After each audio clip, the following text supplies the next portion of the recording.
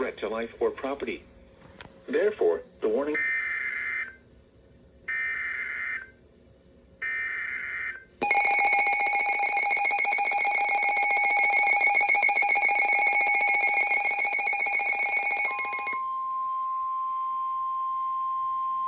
The National Weather Service in Sterling, Virginia has issued a severe thunderstorm warning for southeastern Spotsylvania County and central Virginia until 7:15 p.m. At 6:45 p.m., a severe thunderstorm was located near Ladysmith, Oregon, 11 miles west of Milford, moving east at 10 miles per hour. Hazard, 60 miles per hour wind gusts and quarter-size hail. Source, radar indicated. Impact, damaging winds will cause some trees and large branches to fall. This could injure those outdoors, as well as damage homes and vehicles. Roadways may become blocked by downed trees.